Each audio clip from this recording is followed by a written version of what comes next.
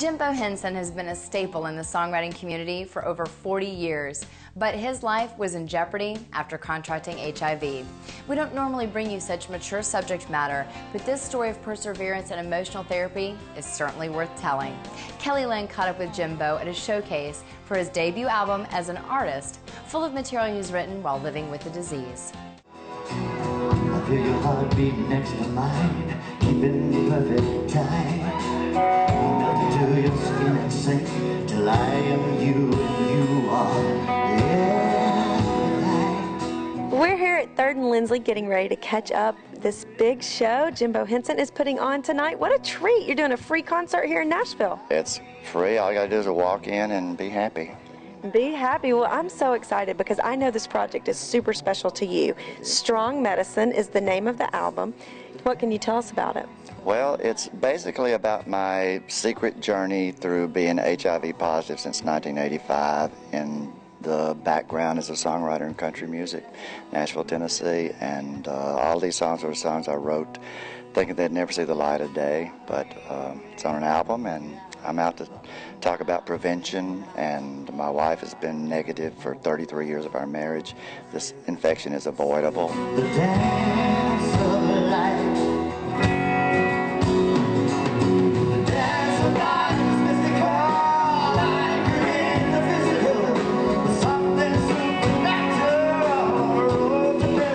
supernatural. Some of these songs are, if I'm understanding correctly, are from your journey. From Right. You started writing them back when you... From the mid-'80s on, till a couple we were recently, but mostly from the mid-'80s, when I was in the deep, dark secret of it, when they were burning the children out of their homes, keeping them out of neighborhoods and schools, and it was a scary time, but we've come full circle around to where kids don't think it's any big deal to be LGBT, and they also don't think it's any big deal to be HIV positive, because people like Magic Johnson and myself have done so well on the medications, but nobody's talking about how the medicines don't work on everybody, how they cost an arm and a leg, you don't want to get this, and how your life revolves around the medications.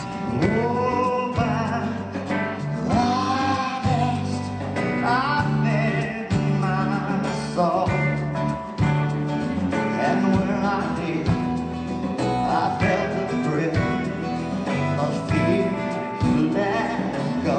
You tonight are going to sing, I mean, the crowd's already out there. People are thrilled because your background, hit songwriter. Forever, baby. I love it. Tell us about all of the songs and all the things in your career. And this is a great avenue to allow you to speak out about this. Well, I appreciate the opportunity to. I was a singer from 10 years old up in Mississippi, my native state, and clubs. And I moved to Nashville.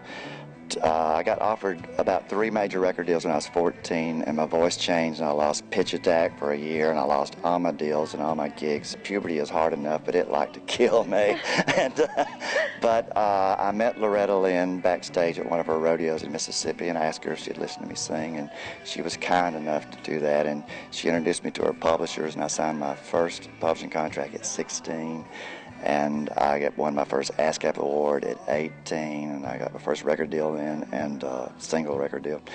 And I've been writing songs ever since, and I'm 61 this year. I'm 61 with a record deal in a 20-year-old town. Did you ever imagine that would happen? So now this album is out, and it's touching lives everywhere for people that can identify with what you've gone through.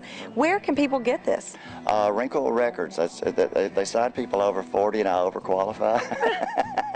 But wrinklerecords.com, you can go in there and download it or order a hard copy. And I got JimbeauHinson.com, and I'm all over Facebook and Twitter. You can find me. And it's called Strong Medicine. What a great title. Is that one of the songs? It's one of the songs I wrote in 1984 before I was ever tested. There was just a rumor going around. Something was killing people.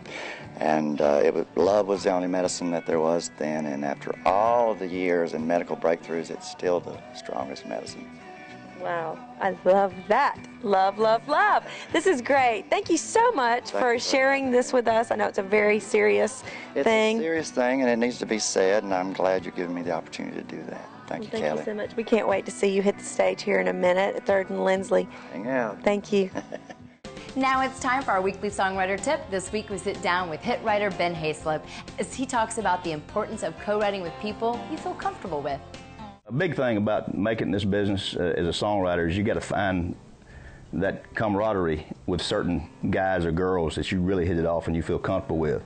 I've got tons of co-writers that I feel that way. Just use Rhett Akins and Dallas Davis, and I mean, you could not possibly feel more comfortable around each other. You can't find three guys that feel more comfortable around each other than we do. You know, we're not scared to throw out that bad line. We're not scared to tell the other guy, that's an old line, that sucks. You know, and having that camaraderie and having that belief in each other, that is a big deal in making it and finding those people that you feel comfortable with. For more information on the craft of songwriting, check out NashvilleSongwriters.com. That's about all the time we have for this week's show, but don't forget those strong medicine discs we have up for grabs from Jimbeau Hinson. Enter this week's drawing online only at InsideMusicRow.com. We'll leave you this week with that lead single from Katie Arminger's latest album. Here is Better in a Black Dress. Don't miss us next week when we hook up with Toby Keith. Until next time, I'm Bailey for Inside Music Row, and I'll see you again real soon.